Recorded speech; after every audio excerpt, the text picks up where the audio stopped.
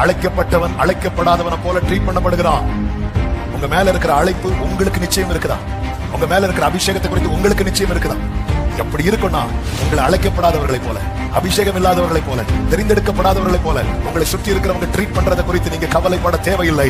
உங்களை தெரிந்தெடுத்தது கர்த்தரானால் உங்களை எந்த சிறுமையிலிருந்து தூக்கி எடுத்து உயர்ந்த அடைக்கலத்தில் வைக்க அவர் போதுமானவராய் இருக்கிறார். நம்புறவங்க மட்டும் கைகளை உயர்த்தி ஆமென் சொல்லுங்க பார்க்கலாம். அவர் அடைக்கலத்தில் உள்ள ஒவ்வொருவருக்கும் இந்த வார்த்தை இயேசுவின் நாமத்திலே சொல்லுகிறேன். யாருடைய அப்பமோ கொடுக்கிறதுக்கல்ல உங்களை கர்த்தர் எடுத்தது. அவன் அப்பம் அவனுக்கு கொடுக்கப்படும், அவன் தண்ணீர் அவனுக்கு நிச்சயமாய். பக்கத்துல 2 பேரை பார்த்து சொல்லுங்க, நிச்சயமா கிடைக்கும், நிச்சயமா கிடைக்கும். ஆமென். சந்தோஷமா சொல்றீங்களா? நீங்க சொல்லியபடியே நீங்கள் ஆசீர்வதிக்கப்படுவீர்களா? 107வது சங்கீதம்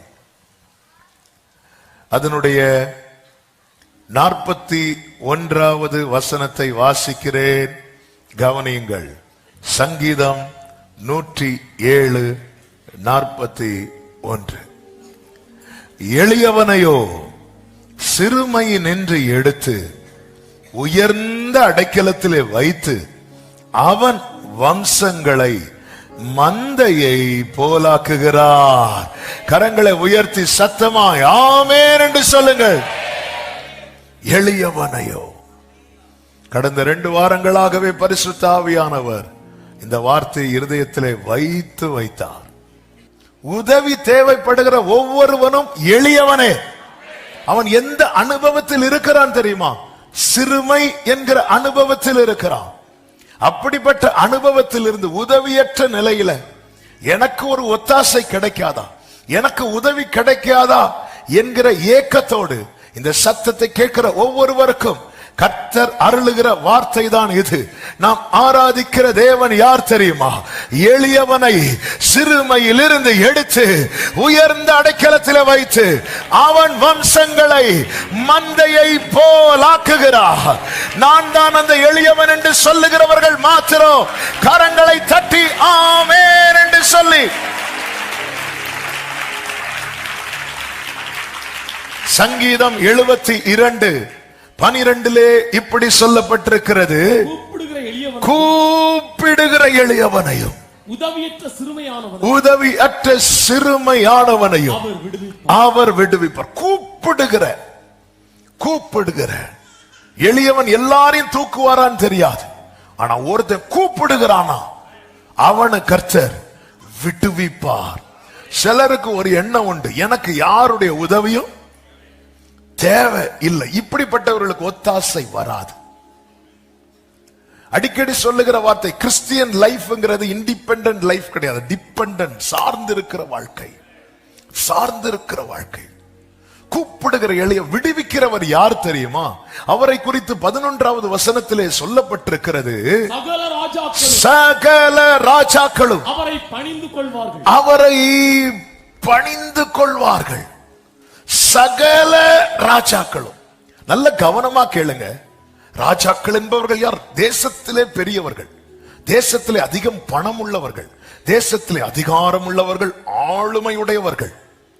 எல்லாமே அவங்க சரௌண்டிங்ஸ்ல இருக்கிற எல்லாமே அவங்களுக்கு கீழே தான்.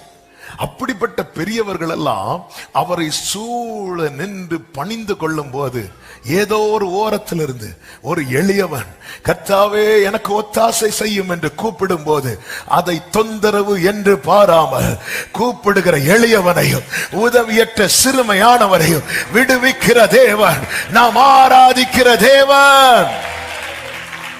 பொதுவாகவே நம்ம சுத்தி பெரியவங்க நம்ம சுத்தி நிற்கும் போது எளியவர்களுடைய கூப்பிடுதல் உதவிக்காக நம்மிடத்தில் வருகிறது பல நேரத்தில் நமக்கு தொந்தரவாய் தோன்றும்.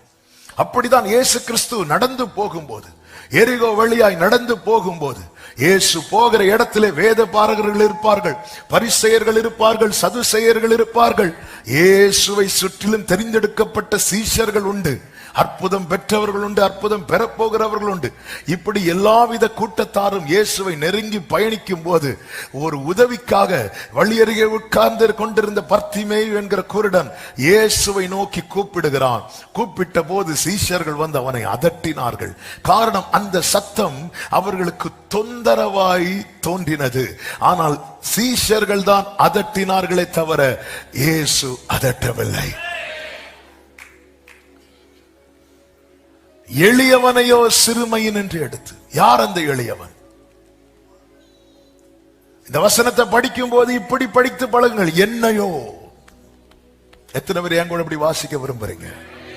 அப்படி வாசிக்க விரும்புகிறவங்க அப்படியே வலது கரத்தை உயர்த்தி இந்த வார்த்தையை சத்தமாய் 107:41 கமான் குயிக்கா போடுங்க.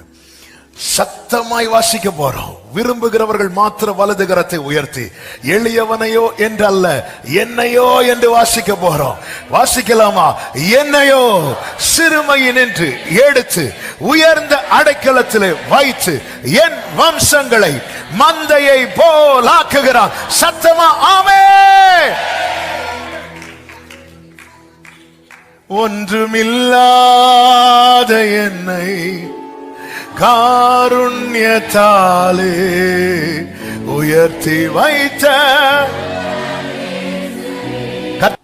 எளியவனை குப்பையிலிருந்து எடுத்து பிரபுக்களோடு உட்கார வைக்கிறேன்.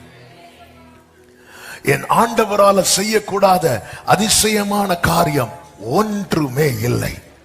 அவர் எடுத்து வைத்து ஆக்குகிறார். எடுத்து வைத்து ஆக்குகிறார்.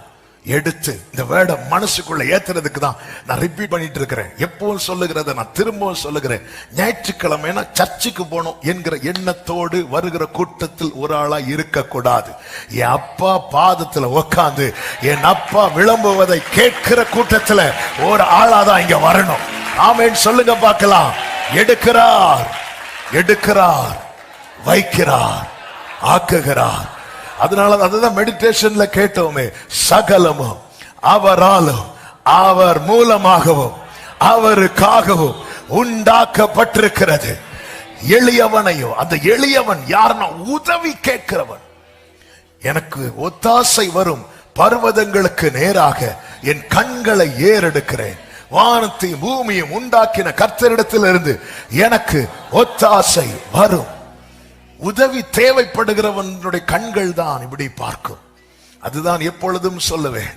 ஆமென். 1000 ரூபாய்க்கு பொருள் வாங்க வேண்டும், கையில் 1000 ரூபாய் இல்லை என்றா எல்லாரும் ஜெபம் பண்ணுவோம். இது இயல்பு.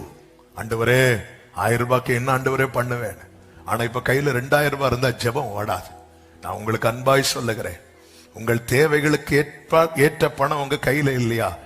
ஜெபியுங்கள். தேவைகள் சந்திக்கப்படுவதற்கேற்ற பணம் உங்க கையில் இருக்கிறதா? நன்றி செலுத்துங்கள். ஹல்லேலூயா. பொதுவாகவே தேவைக்கான ஜெபம் அதிகம் இருக்கும், ஆனால் தேவை சந்திக்கப்படுவதற்கான நன்றி ரொம்ப குறைவாக இருக்கும். இது என்ன பண்ணுவதற்கு? இப்படியே வாழ்க்கை ஆயிட்டு. இப்படி இருக்கவே கூடாது. 10 குஷ்டரோகிகள் இயேசுவினிடத்திலிருந்து நன்மையை வாங்கி செல்லும் போது திரும்ப வந்தது ஒரே ஒருவன். ஆமென். கேட்டு வாங்க 10 பேர் வருவாங்க. ஆமென். திரும்ப வந்து நன்றி செலுத்த ஒருவன்.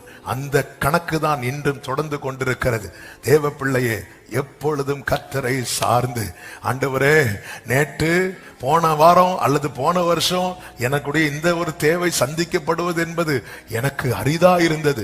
ஆனா இப்பொழுது அந்த தேவை சந்திக்கப்படுவதற்கான சூழ்நிலையை கர்த்தர் தந்திருக்கிறீரே. எல்லாவற்றுக்காக விண்ணப்பங்கள் மாத்திரமல்ல, ஸ்தோத்திரங்களை நாம் ஏறெடுக்கும் போது நாம் அங்க என்ன சொல்லுகிறோம் தெரியுமா? நான் சிறுமையும் எளிமையுமானவன்.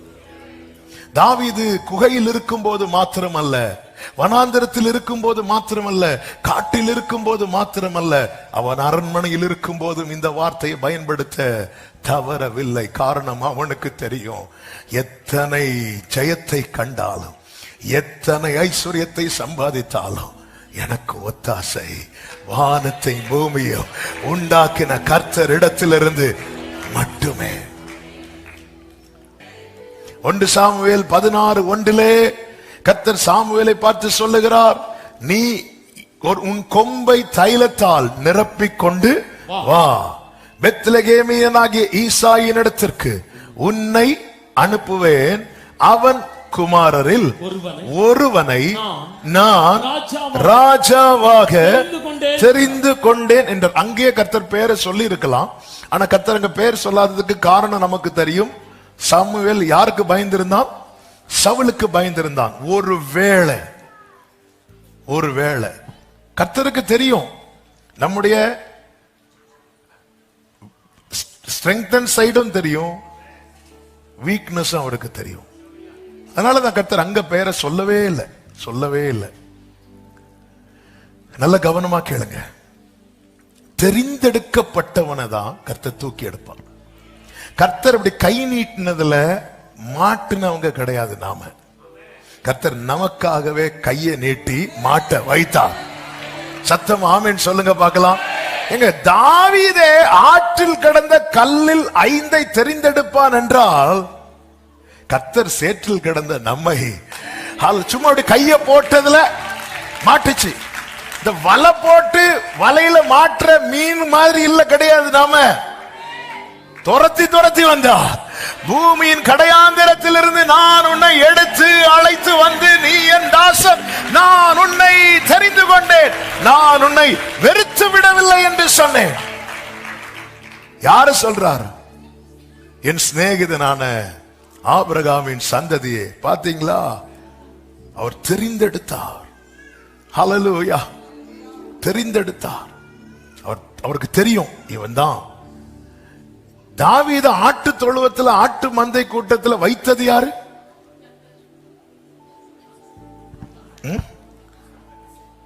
கரெக்ட் தான், சொல்லுங்க. ஈசாக்கா? ஈசாய். ஈசாய் ஏன் தாவீது அங்க வைக்கிறான்? ஈசாக்கு எத்தனை பிள்ளைங்க? 8 பிள்ளைங்க. 8 பிள்ளைகளை வைத்து பார்த்தா யாரு சூப்பர்? எலியாப் சூப்பர்.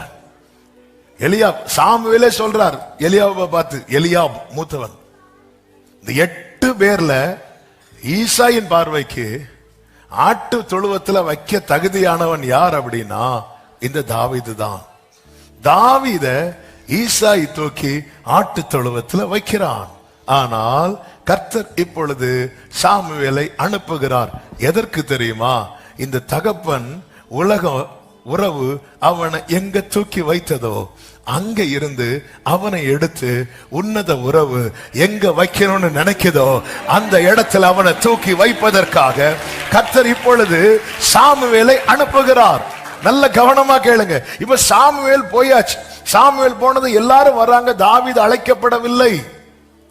தாவீது அழைக்கப்படவில்லை. அழைக்கப்பட்டவனை அழைக்கப்படாதவனை போல ட்ரீட் பண்ணுவாங்க.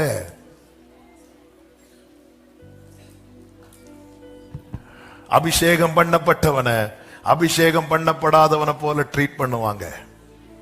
தெரிந்தெடுக்கப்பட்டவனை தெரிந்தெடுக்கப்படாதவனை போல ட்ரீட் பண்ணுவாங்க. இது எதையும் குறித்து ஒரு தேவ பிள்ளை கலங்க கூடாது. நீ எந்த சிறுமையில் இருந்தாலும் உன் மேல அழைப்பு இருக்குமானால், உன் மேல தேவ தரிசனம் தேவ திட்டம் இருக்குமானால், கர்த்தர் உன்னை சிறுமையில் நின்று எடுத்து ஆமென் சொல்லுகிறவர்கள் மாத்திரம் நல்ல கைகளை தட்டி ஹல்லேலூயா ஹல்லேலூயா. இப்போ சாமுவேல் யாரு? சத்தமா சொல்லுங்க. சாமுவேல் தீர்க்கதரிசி தான் என்று தான் முதல் பெயர்சபா மட்டும் உள்ள ஏரியாவுக்கு தெரிய வந்தது.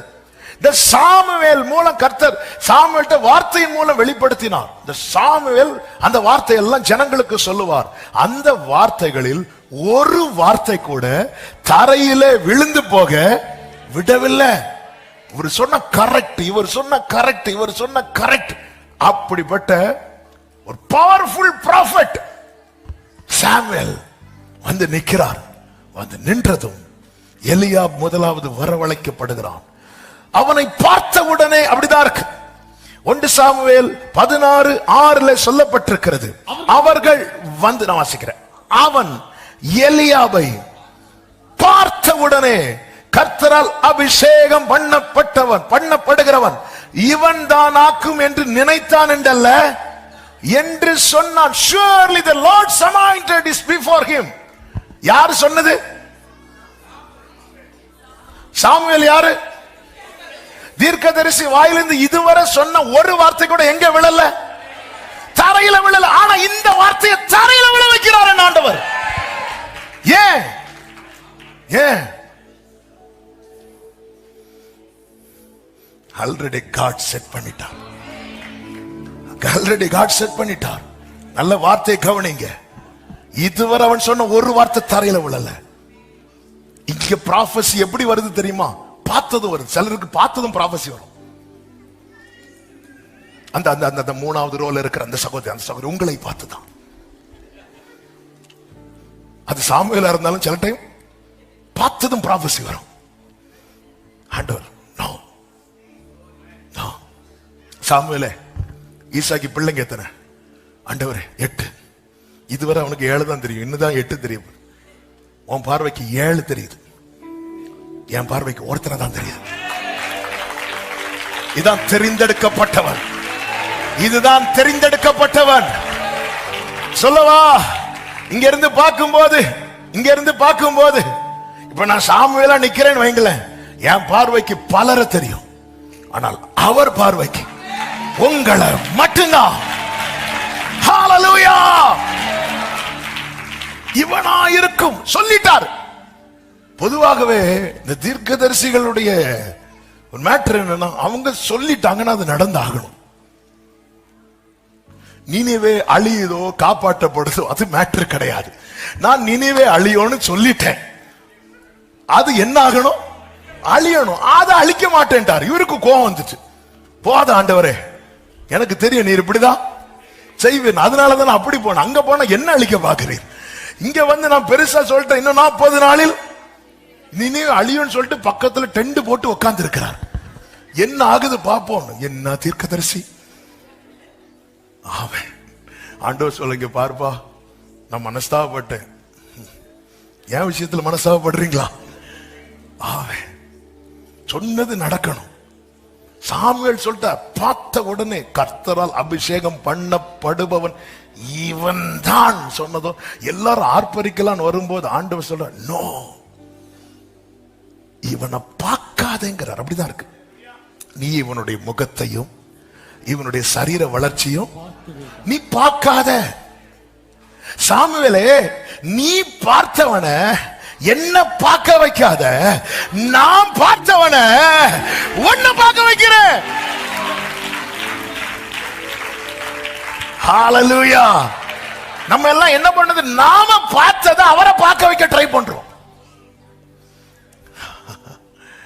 நான் ஒருத்தனை பார்க்கிறேன். ஹல்லேலூயா! யார் ஆண்டவரே? இந்த 7 பேர் ஆலயத்தில் இருந்தா கூட சும்மா இருக்கிறவங்க. ஆனா அவன் காட்டில் இருந்தாலும் கர்த்தர் என் மேய்ப்பராய் இருக்கிறார், நான் தாழ்ச்சி அடையேன். அவர் என்னை புல்லுள்ள இடங்களில் மேய்த்து அமர்ந்த தண்ணீர் அண்டையில் என்னை கொண்டு போய் விடுகிறார். அவர் என் ஆத்துமாவை தேற்றி. இப்படி பாடக்கூடியவன் பா. நீ பார்த்தவனை என்ன பார்க்க வைக்காத, நான் பார்த்தவனை உனக்கு காட்டித்தார. ஆண்டவர் சொல், இவனை பார்க்காத. ஆண்டவர், ஈசாயின் குமாரர்களில் அவ்வளவு பேரு என் கண்ணுக்கு ஒருத்தனை தான் தெரியுது. அதுதான் பூமியின் கடையாந்திரத்திலிருந்து எடுத்து அழைத்து கொண்டு வந்து வரும்போதே சொல்றார், எப்பாரு, நான் உன்னை வெறுக்கல. உங்க அப்பா உன்னை ஆட்டு தொழுவத்துக்குள்ள வச்சதும் நான் உன்னை வெறுத்தேன் நினைக்காத. நான் உன்னை வெறுக்கல. ஆமே, இன்னைக்கு உன்னை சுத்தி இருக்கிறவங்க உன்னை வெறுக்கிறாங்க, அது நான் வெறுத்ததா நினைக்காத. நான் உன்னை வெறுக்கவில்லை. நான் மனிதன் அல்ல, நான் தேவனாயிருக்கிறேன் என்று கர்த்தர் சொல்லுகிறார். இந்த இடத்துல ஒருவேளை ஃபர்ஸ்டே தாவீது இருந்திருந்தா சாமுவேல் கொஞ்சம் யோசித்து இருப்பார். ஏன்னா அபிஷேகம் வந்து நல்ல கனெக்ட் ஆகும். ஆனா இந்த இடத்துல சாமுவேல் கூட கொஞ்சம் சறுக்கிறார். கொஞ்சம் பார்த்த உடனே, சிலதை நம்ம பார்த்ததும் டிசைட் பண்றோம். எவ்வளவு பெரிய ப்ராஃபட்டா இருந்தாலும் பார்த்ததும் டிசைட் பண்ண கூடாதுங்கிறத கர்த்தர் காண்பித்து தருகிறார். ஆவிக்குரியவன் எல்லாவற்றையும் நிதானிக்கிறான். தாவீது இல்ல, ஆண்டவர் தாவீது வந்திருந்தா ஒருவேளை நான் வேற டிசைட் பண்ணிருப்பேன். கர்த்தர் விடல. ஆண்டவர் சொல்ல, நீ பார்க்காத. சாமுவேல் சொல்றார், இவன் தான் ஆக்கும் அப்படிங்கிறார். இவன் தான் ஆக்கும், இவன் தான் சொல்லும் போது சாமுவேல் எலியாவை பார்த்து இவன் தான் சொல்லும் போது 12வது வசனத்துல கர்த்தர் தாவீதை பார்த்து இவன் தான் என்கிறார். பிரியமானவர்களே, நாம் புறக்கணிக்கப்பட்டாலும் தெரிந்தெடுத்தது கர்த்தர். எந்த இடத்துல வைக்கப்பட்டோமோ அங்கிருந்து எடுப்பார்.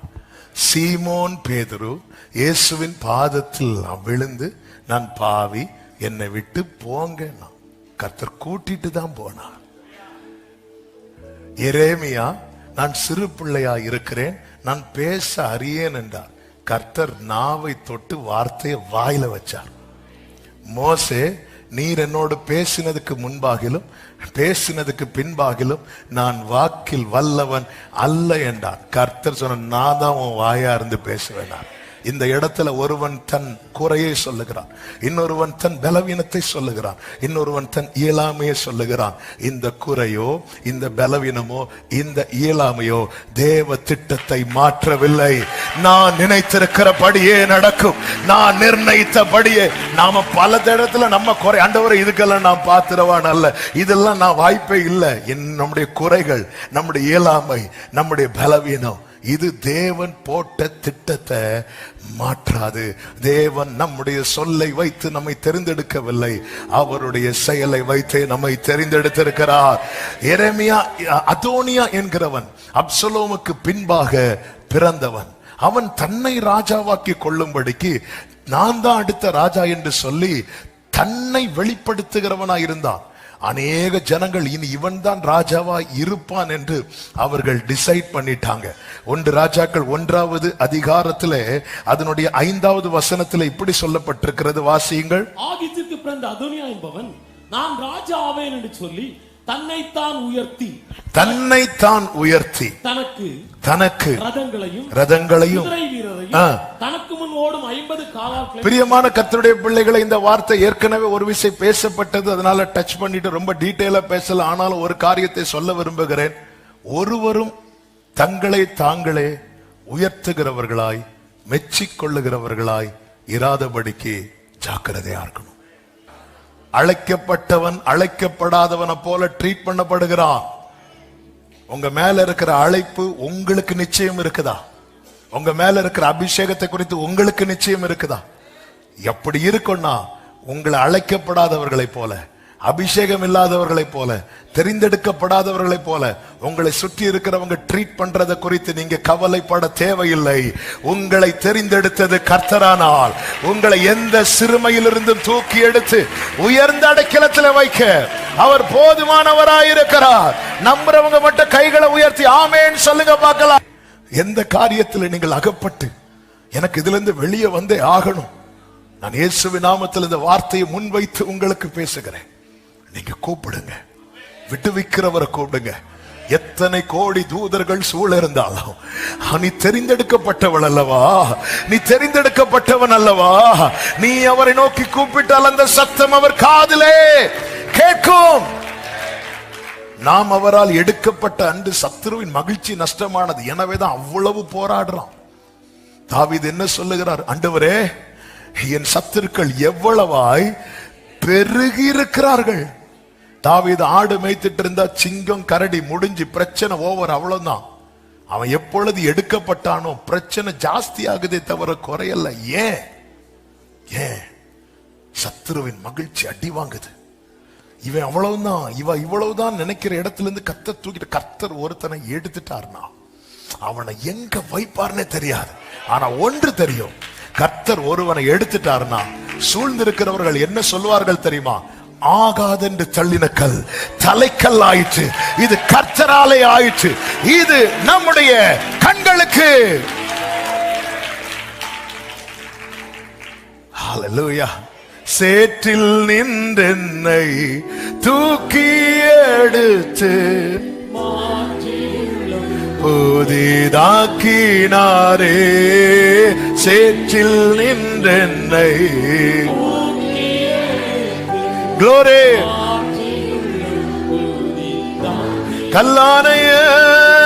கல்லானையன் உள்ளம் நொறுக்கின கல்வாரியே கண்டு நன்றியுடன் பாடிடுவேன்.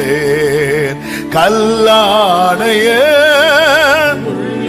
சமகலாலராதராலராடரா ஹல்லேலூயா கண்டு நன்றியுடன்.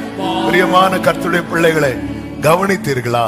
இந்த இடத்துல உண்மையிலேயே வெளிப்பிரகாரமாய் பார்த்தால் தாவீதை விட எல்லா விதத்திலும் சாமுவேலுடைய பார்வைக்கு தகுதி உள்ளவன் எலியா. ஆனா அந்த இடம் தாவீதுக்கான இடமானதுனால அவனை விட வளர்ந்த, அவனை விட பெரிய, அவனை விட ஃபேஸ் வேல்யூ உள்ள 7 பேர் இருந்தாலும் கர்த்தர் அவர்களை புறக்கணித்தார். என்னதுன்னு அர்த்தம்? உங்க ஸ்தானத்துல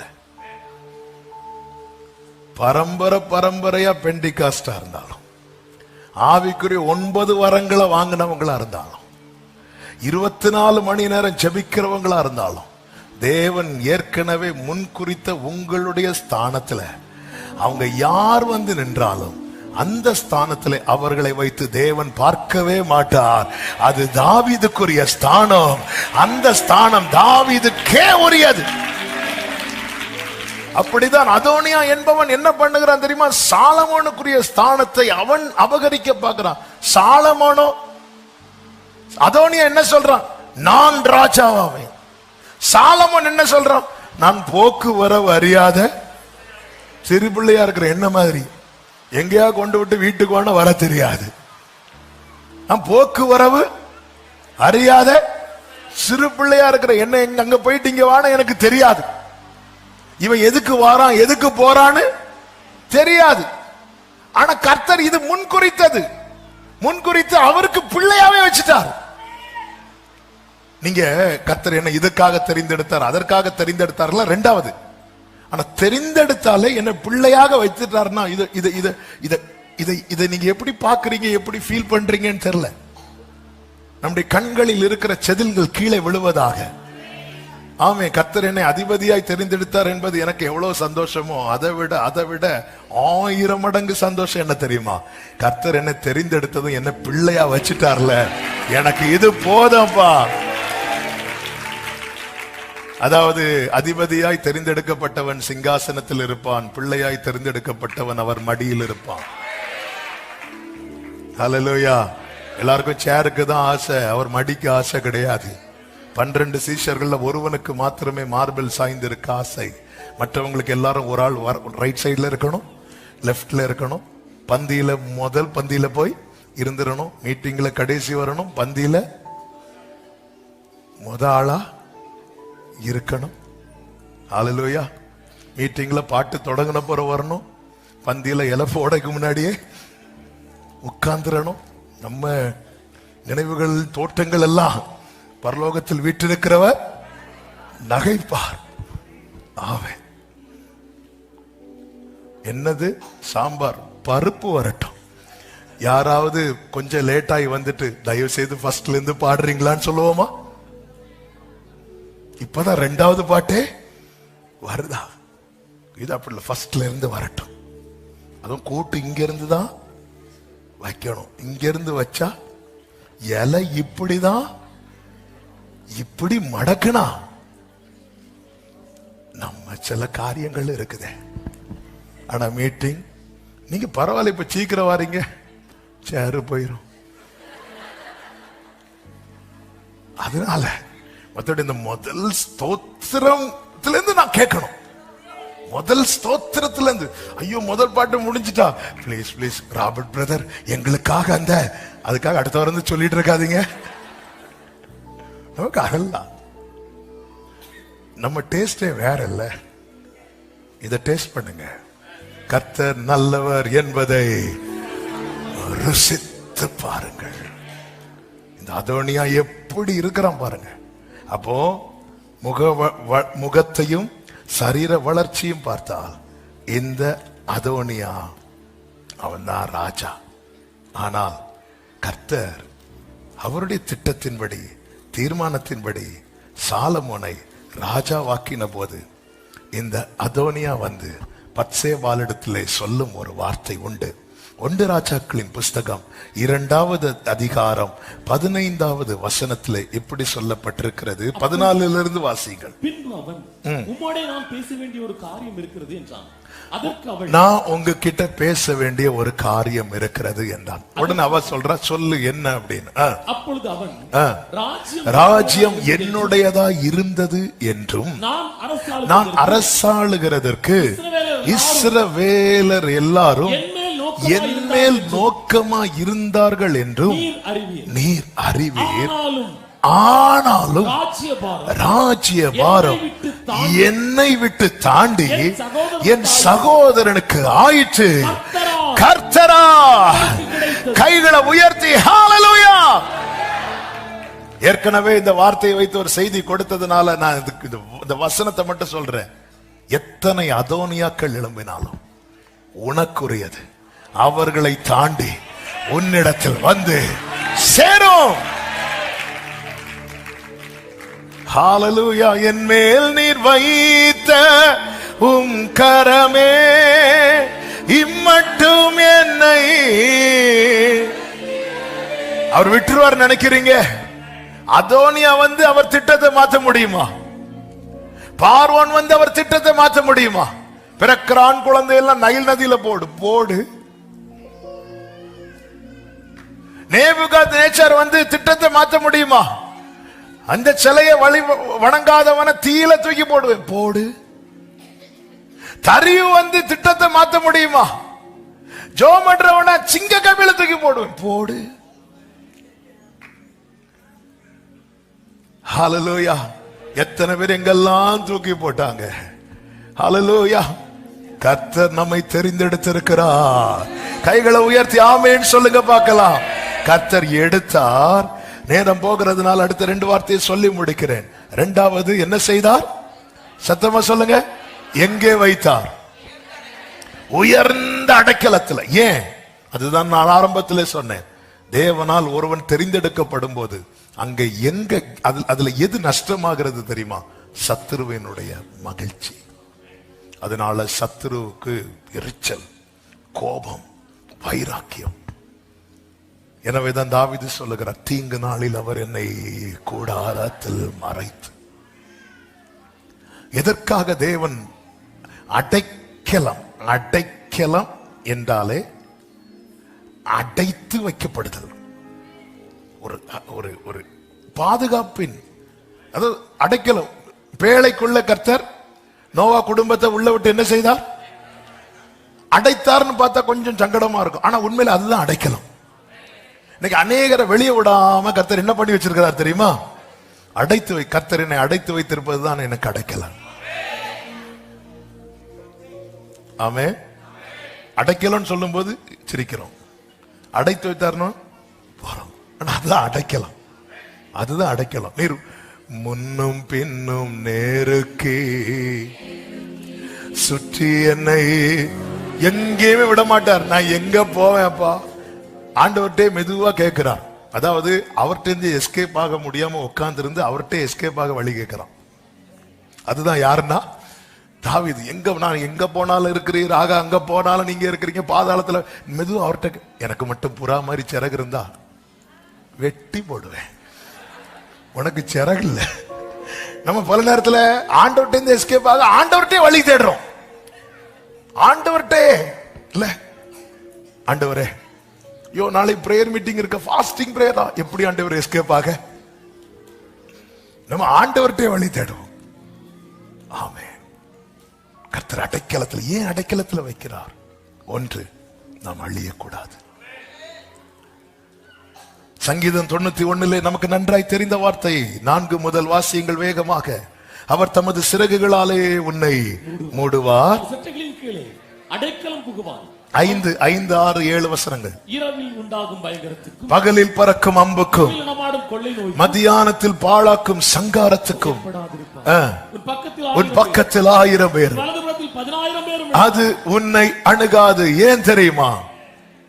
எனக்கு அடைக்கலமான கர்த்தரை உனக்கு தாபரமாக்கி கொண்டாய். அழியக்கூடாது.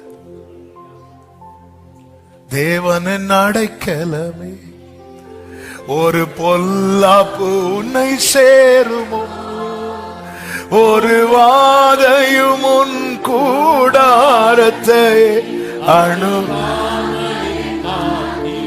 ஆமென். ஒரு வாதை அணு. கொல்லோனின் போராமைகளோ, மர மறைவான சதி பலவும். கையை தட்டி பாடுவோம். பொல்லோனின் போராமைகளும் மறைவான வல்லோனின் கரத்தினில் வரைபடமாயுள்ள யாரையும் அணுகாது. ஆமென்.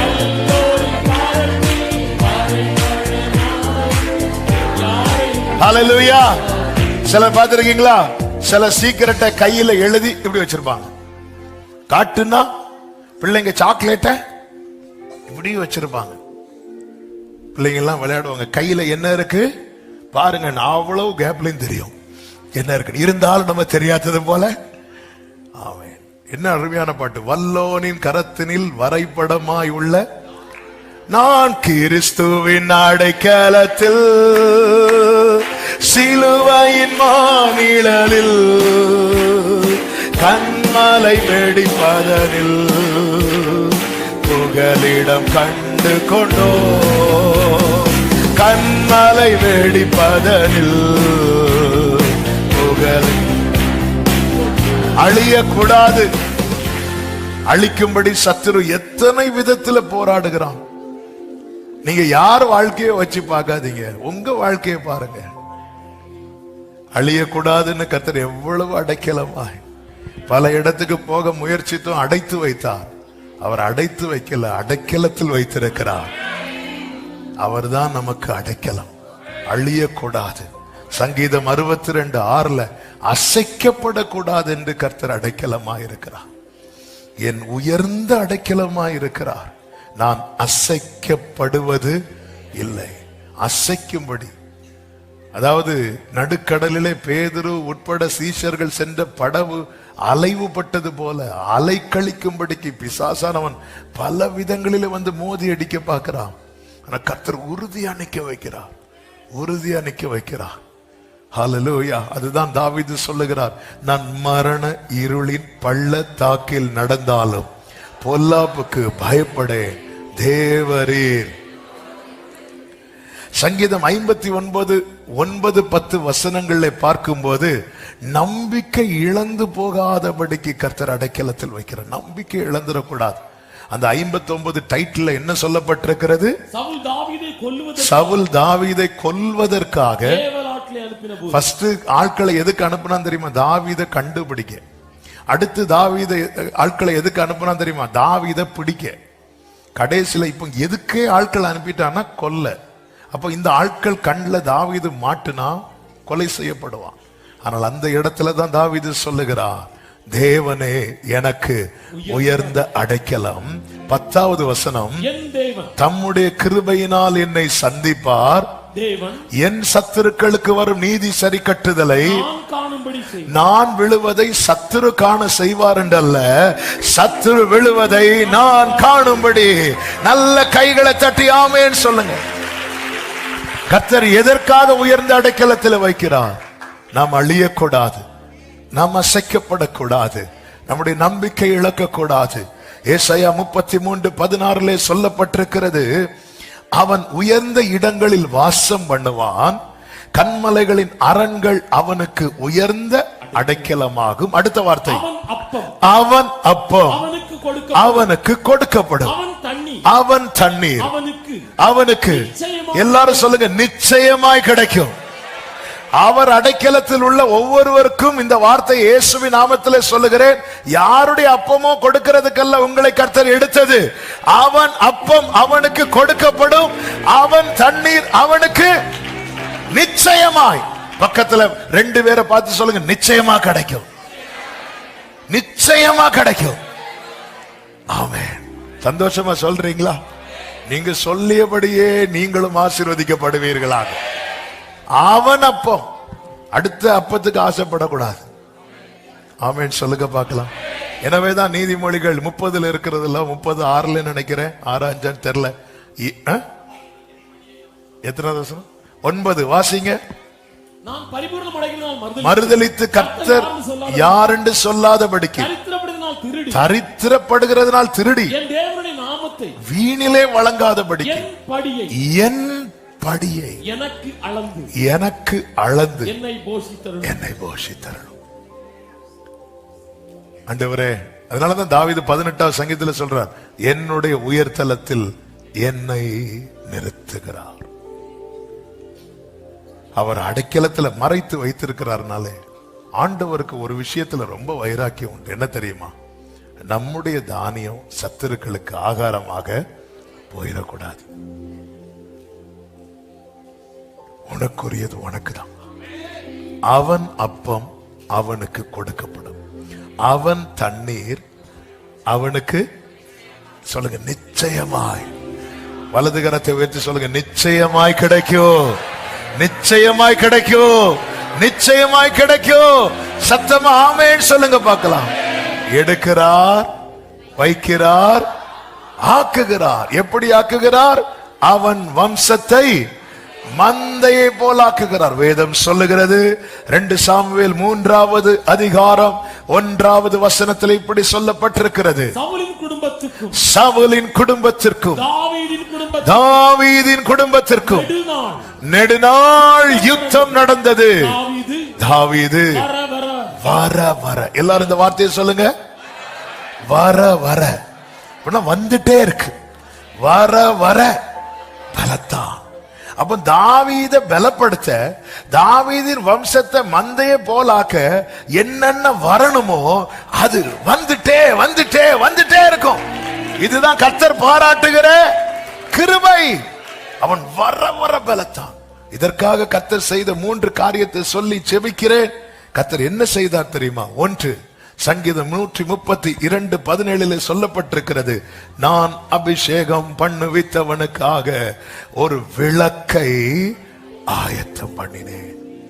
அந்த விளக்கு தான், ஏன் விளக்கை ஆயத்தம் பண்ணினேன் சொல்ல காரணம், தாவீதின் தீபம் அணைந்தாலும் அடுத்த தலைமுறை மூலமாய் அது எரிந்து கொண்டே இருக்கும். இது பெரிய பாக்கியம். விளக்கை ஆயத்தம் பண்ணுகிறார். அது மாத்திரமல்ல, ஏசாயா 37வது அதிகாரம், சங்கீதம் 18வது சங்கீதம் 50வது வசனத்துல தாவீதுக்கும் அவன் சந்ததிக்கும் சதா காலம் கிருபை செய்கிறார். ஃபர்ஸ்ட் என்ன சொன்னேன்? சத்தமா சொல்லுங்க, விளக்கு. யார் ஆயத்தம் பண்றா? கர்த்தர். அடுத்து என்ன செய்கிறார்? கிருபை செய்கிறார்.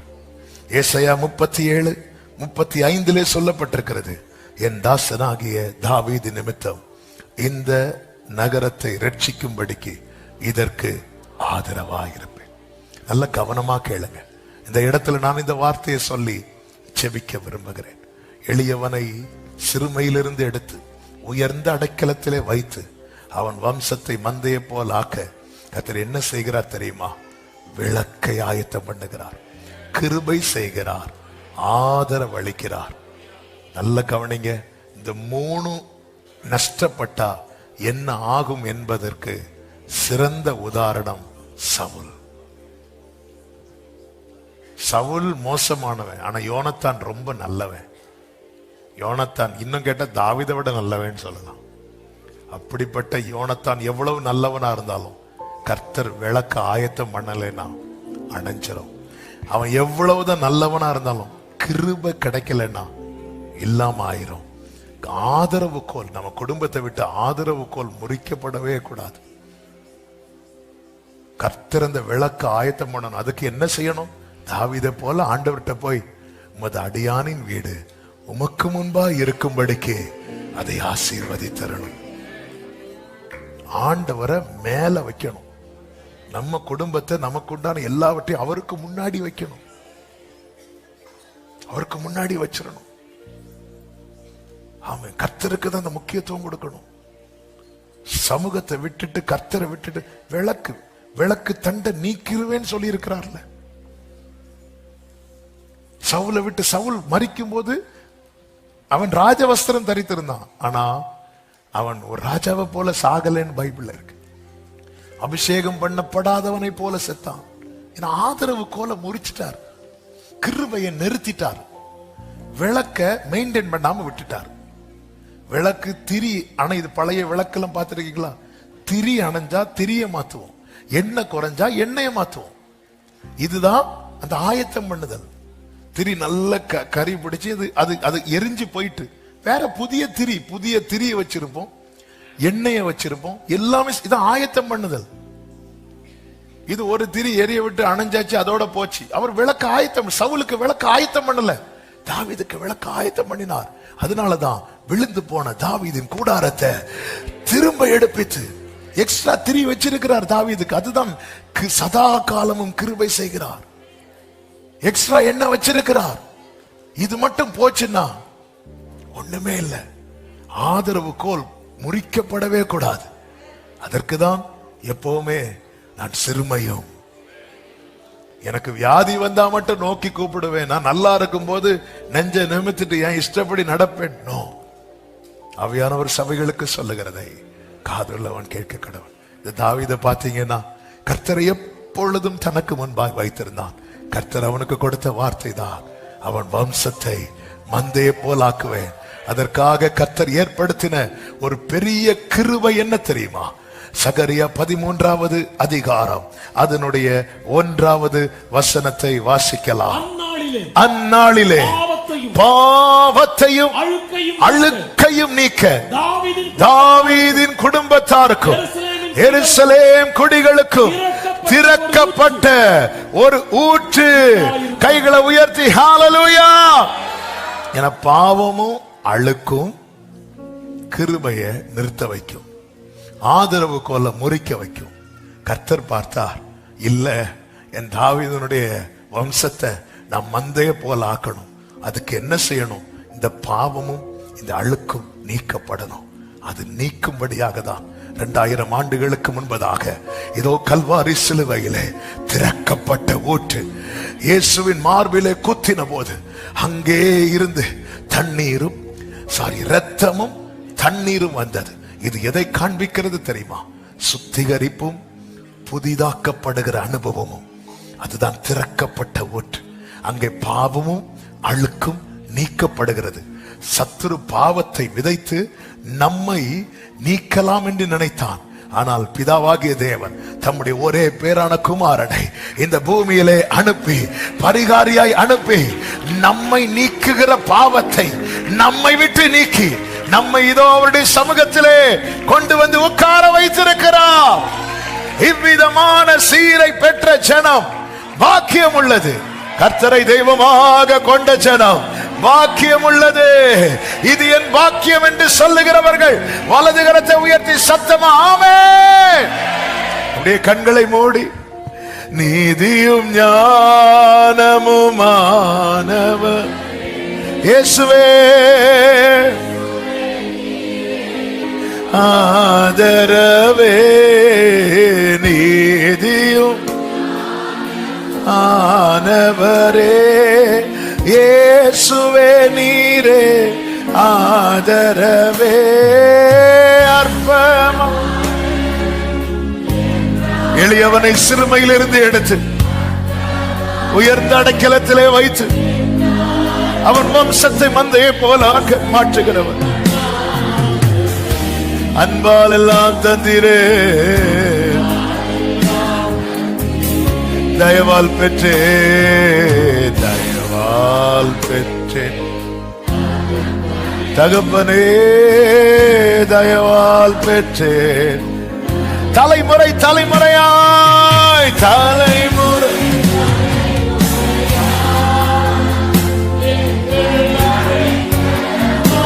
கர்த்தர் நம்மை சிறுமையிலிருந்து எடுத்து நம் வம்சத்தை மீண்டும் அந்த சிறுமையில வைக்க மாட்டார். வம்சத்தை மந்தையை போல பெருக பண்ணுகிறவர்.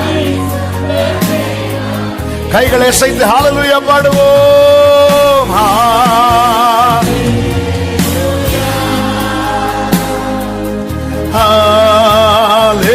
ஹல்லேலூயா.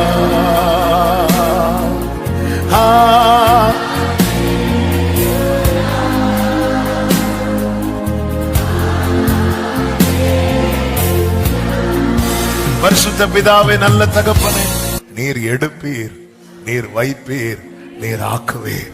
உம்முடைய கரம் இவை எல்லாவற்றையும் செய்யும், செய்து முடிக்கும். கர்த்தர் எனக்காக யாவையும் செய்து முடிப்பார். இந்த நம்பிக்கையிலே முன் செல்ல ஒவ்வொருவருக்கு கிருபை செய்வீராக. இந்த புதிய மாதம் ஒவ்வொருவருக்கு நன்மையாய் ஆசீர்வாதமாய் இருக்க கர்த்தர் அனுகிரகம் செய்யும். கண்மணி போல காத்துக்கொள்ளும். உடைய நாமம் ஒவ்வொருடைய வாழ்க்கையிலும் மகிமைப்படும்படி கர்த்தர் சாட்சியாய் நிறுத்தும். சகல மகிமை கனம் துதி ஸ்தோத்திரங்கள் ஒருவருக்கே செலுத்துகிறோம். இரட்சகர் இயேசுவின் நாமத்தில் பிதாவே. ஆம்.